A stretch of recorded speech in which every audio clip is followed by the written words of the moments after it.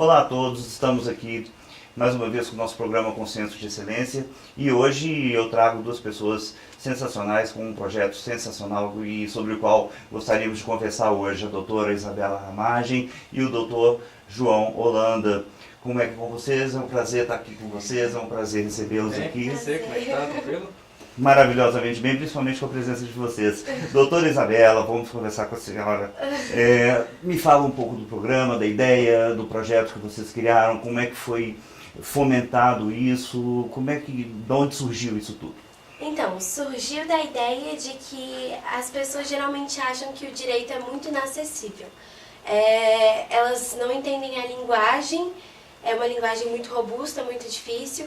Então, nosso trabalho é, por meio de vídeos e explicações e o Instagram, sintetizar essa informação e passar para as pessoas, mostrarem que elas têm sim direitos, que elas devem lutar por eles e que é acessível a todos nós, né? Esse é o princípio do programa e é basicamente isso. Surgiu da ideia de realmente mostrar para todos que essas informações que nós temos, estudantes de direito e pessoa que trabalha no Senado, nós temos de uma maneira mais fácil e as pessoas geralmente não têm, e a gente só quer expandir essa informação. Daí vocês batizaram o projeto Direito para você. Direito para você, nada mais adequado, nada mais pertinente. Doutor João, e aí, como é que o senhor vê isso tudo, como é que o senhor projeta isso tudo? Eu acho que a ideia, né, a minha parte do programa, na verdade, ela é levar a cidadania para as pessoas. O trabalho no legislativo também tem uma linguagem complicada, tem uma linguagem de difícil acesso. Então, as pessoas acabam que pegam um pouco de implicância com política, com o que está acontecendo no legislativo, porque elas não entendem. Então, a ideia é simplificar essa linguagem, mostrar para as pessoas, tornar de uma coisa bem palpável, para todo mundo entender, para todo mundo ter acesso. Entendo.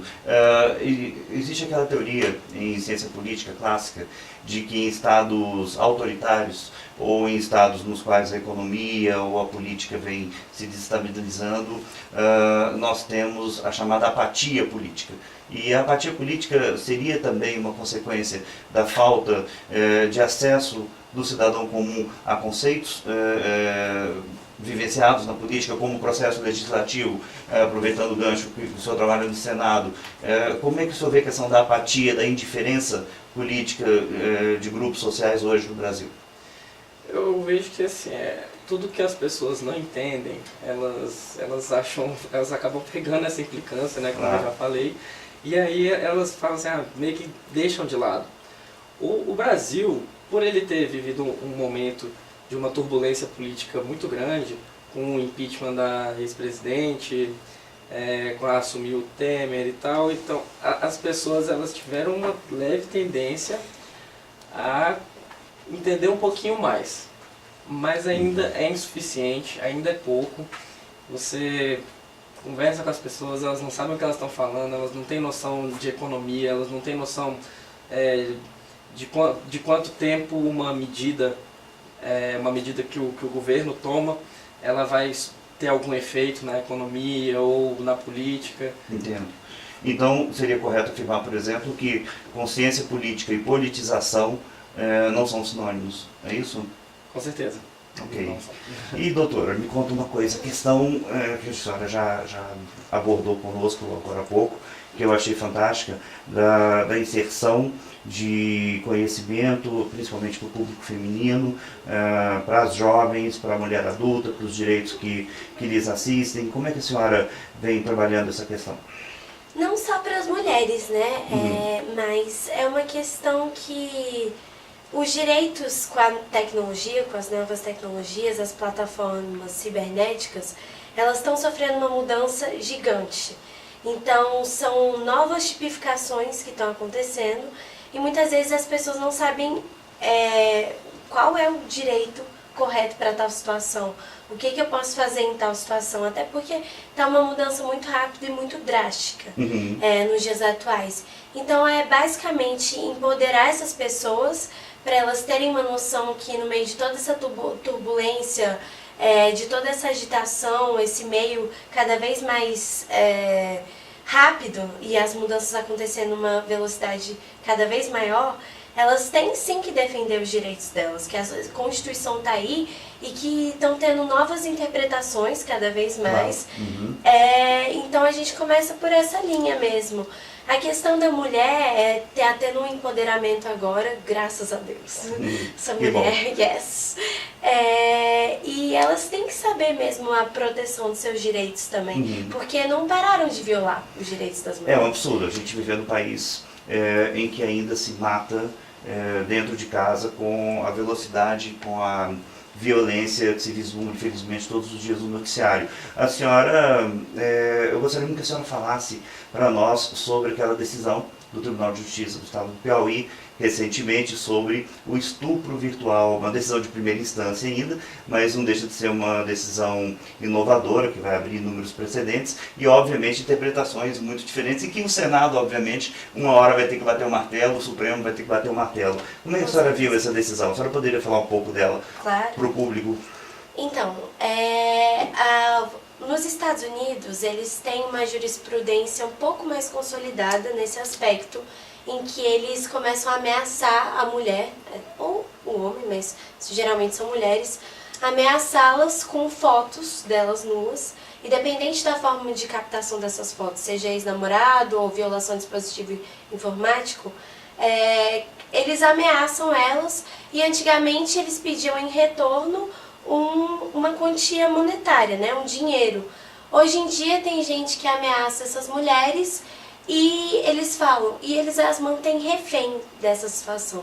Então se você não fizer tal ato libidinoso, eu vou divulgar suas imagens.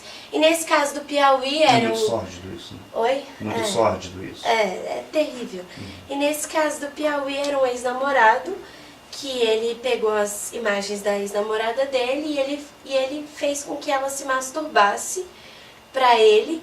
E a decisão, ela não foi extorsão sexual, foi estupro virtual. O que eu concordo, porque a princípio, o Código de 2009, o Código Penal de 2009, no artigo 213, estabelece estupro como violência ou grave ameaça em que você faz com que a pessoa, fora da sua vontade, tenha um ato sexual com ela. Nesse caso, ele não teve um ato sexual com ela. Foi fora da vontade dela, mas ela se masturbou para ele. Então, ele ficou fazendo com que ela mostrasse isso por vídeo para ele, via webcam, e em troca ele não divulgaria as fotos dela. E aí o entendimento, né, do juiz foi exatamente que, ainda que não tenha sido com ele o fato praticado, foi por ele e fora da vontade dela.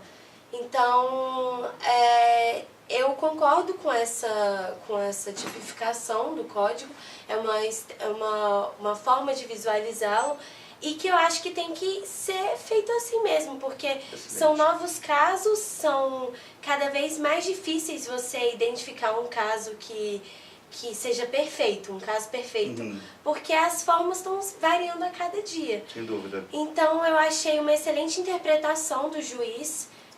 Nos Estados Unidos é visto como sextortion. Sextortion. Extorsão sexual. Mas que extorsão aqui no Brasil é mediante crime patrimonial, né? Patrimônio. Então eu concordo muito mais com essa tipificação do estupro mesmo. Que bom. Estupro virtual. Doutor João, como é que estamos hoje lá no Congresso? Projetos de lei nesse sentido? E para finalizar, o senhor poderia nos passar um canal, um link, um veículo de acesso para que possamos tomar mais conhecimento do projeto, da ideia e com certeza colaborar, porque eu tenho certeza também que vocês formam agentes multiplicadores, porque se vocês conscientizam os cidadãos comuns no que diz respeito ao direito e à complexidade do direito, e é um direito positivo que tem uma herança de Portugal e Espanha mesmo, direito canônico. Nós sabemos que o nosso direito é complicado. Como é que nós fazemos para entrar em contato? Como é que nós fazemos para buscar mais informações? E o que o senhor vê? Como é que o senhor vê o futuro? Bom, primeiramente, respondendo a pergunta de como que está lá no Congresso, o que está em pauta lá agora e não se fala de outra coisa é a reforma política, né? Claro. E você tem 3 pontos muito importantes nela, que é a reforma do sistema eleitoral, a criação de um fundo para financiamento de campanhas e a mudança no mandato, que é a criação de um mandato para os ministros dos tribunais. Em questão de veículo de informação, infelizmente a gente ainda não possui um veículo que traga essas informações de maneira simples para as pessoas. Assim, eu, por exemplo, eu passo o dia escutando CBN e com a Globo News ligada. Aham. E ainda tem alguns conceitos que eu não entendo de vez em quando que passam lá. É complicado. Então, a ideia, inclusive, do nosso projeto é essa, é transformar isso numa coisa simples. Mandar para as pessoas de uma maneira fácil. Sim, e fazer com que essas pessoas sejam os multiplicadores. Bom, eu agradeço imensamente a presença de vocês, Obrigada. doutora Isabela, doutor João, e espero que seja a primeira de muitas outras vezes. Muito obrigado a você que nos assistiu e contamos com vocês no nosso canal de excelência, contamos com vocês na Rede Internacional de Excelência Jurídica. Mais uma vez, obrigado, parabéns pela ideia, parabéns pelo projeto. Eu tenho certeza que vai ser um sucesso astronômico, não tenho a menor dúvida disso. Muito obrigado.